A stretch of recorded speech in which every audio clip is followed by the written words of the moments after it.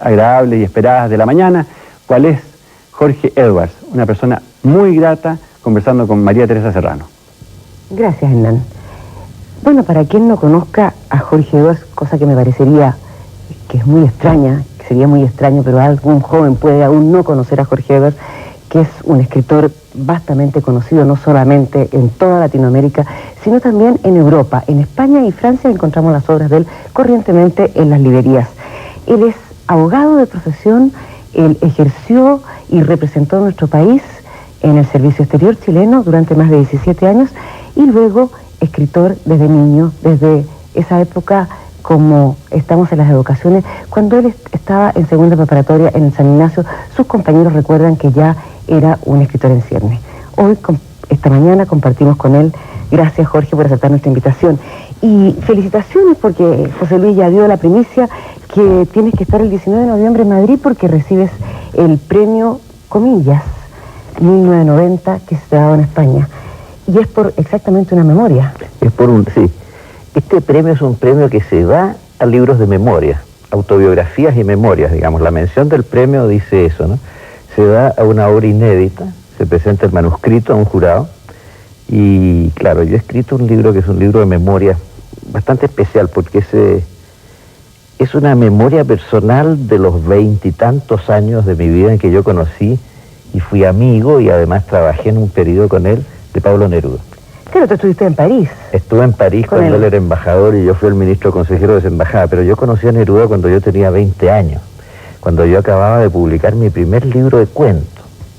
Yo, mi primer libro de cuentos que se llamaba El Patio, hice un paquete, vi en el guía de teléfono la dirección, la dirección de Pablo Neruda, y lo llevé al correo. Y entonces no pasó nada en realidad, pasaron muchos meses en que no tuve ninguna reacción, yo estaba muy decepcionado, hasta que me encontré en la calle, en la Alameda, con un personaje bastante estrambótico de la vida literaria entonces, que era una persona que se pasaba su día en el Café Bosco, tomando vino, y esta persona me dijo, Pablo Neruda te quiere conocer. Entonces yo llegué a Los Guindos a fines del año 52. ¿Cómo habrá pasado el tiempo? Que es el tema, porque el tema de la memoria es el tema del tiempo. ¿Cómo habrá pasado de tiempo?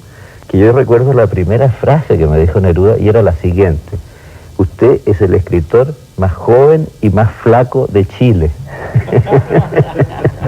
Pero estaba vestido también de una forma muy particular. Sí, yo pensé, claro, que había que ponerse muy elegante. No pensé que en un día domingo, entre un grupo de escritores, la gente iba a estar muy informal. Entonces yo tenía un traje blanco y me puse mi traje blanco con una corbata, y Neruda agregó, eso sí, me dijo después, yo cuando tenía su edad era igual de flaco que usted, me dijo, pero yo me vestía de murciélago.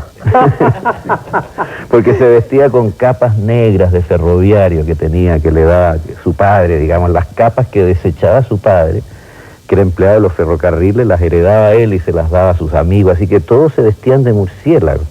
Y era una generación triste, digamos, era una generación melancólica, etcétera, nostálgica y todo eso. Ahora, Jorge, curiosamente yo te quiero sacar ya una parte de eso porque pienso fuerte. La verdad que las memorias han sido como los franceses y los ingleses, los grandes memoristas, ¿no? Hay miles, y no los hispanos. ¿Y por qué Chile tiene tan buenos memoristas? ¿A qué se debe eso? Tú, un escritor que ha investigado tanto la literatura chilena.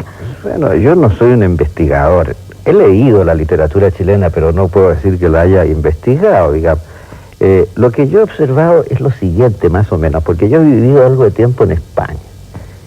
He vivido años en España y voy muy frecuentemente a España. He observado que los españoles son muy abiertos, hasta impúdicos para hablar.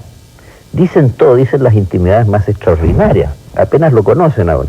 Y en cambio cuando escriben, tienden a ser muy cautelosos y muy púdicos. O sea, para escribir memorias hay que tener una especie de libertad frente a las cosas y frente al pasado de uno y de los demás. Y los españoles son cautelosos para escribir. En cambio, por ejemplo, los ingleses y los franceses son extremadamente púdicos. Una persona se está muriendo de una enfermedad terminal y dicen que está un poco cansada, ¿eh? Pero cuando escriben lo cuentan todo, ¿no? Esa es la diferencia. Entonces, el memorialismo inglés está lleno de memorias extraordinarias de humor, de intimidades escabrosas, fantásticas, claro.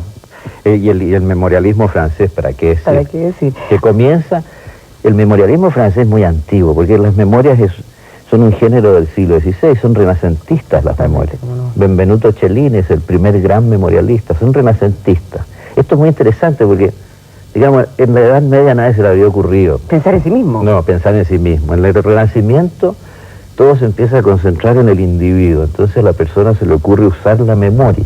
Pero te vuelvo a mi pregunta, ¿por qué hay tantos buenos memorialistas chilenos? Bueno, quizá Chile tiene influencias no solo culturales, digamos, sino también de toda especie, ¿no? Históricas, sociales, por inglés. Y no, eso está bastante hispanizado en estos días, porque está el rey de España, Claro. pero es una novedad en la vida chilena esta cosa. Generalmente la relación más fuerte que ha tenido Chile con países extranjeros es, aparte de los países latinoamericanos, es con Francia, con Alemania, con Inglaterra, y no tanto con España. Y en general la cultura del siglo XIX chilena, que es un siglo de memorialistas en Chile, es básicamente una cultura liberal francesa. Y si te hago elegir 3 memorialistas, ¿quiénes? Tres Chileno. memorialistas chilenos. Bueno, yo diría primero Pérez Rosales, que es fantástico. Yo creo que Recuerdos del Pasado de Pérez Rosales es un gran clásico chileno, muy bien escrito, muy variado, muy instructivo en cierto sentido, porque nos hace entendernos muy bien ese libro. Después, yo creo que Cuando era muchacho de González Vera es otro gran libro de memorias. Y yo creo que hay un libro de memorias en verso, que es muy bueno, que es Memorial de Isla Negra, de Neruda, porque siempre cuando se habla de las memorias de Neruda, se dice, confieso que he vivido. Y yo creo que es mucho mejor como libro de memorias Memorial de Isla Negra, que son simplemente unas memorias en verso. Jorge, y Alfonso Calderón, ¿qué te parece? Que tiene 2 memoriales de Valparaíso y... Es muy buen memorialista y es muy buen escritor, Alfonso Calderón, y escribe muy buenas cosas cuando usa la memoria. Es un especialista de la memoria. Yo creo que este libro, Préstame, Persona non déjame grata, mostrarlo. es una de las grandes memorias que escribió Jorge Edwards, y además es conocida en el mundo entero. Y curiosamente, Jorge, cuando uno escribe memorias, ¿puede mentir? Bueno, si miente se nota, ese es el problema. O sea, el buen libro de memorias tiene un tono de veracidad. Y ese tono es inconfundible. Y en realidad el buen memorialista no necesita dar pruebas.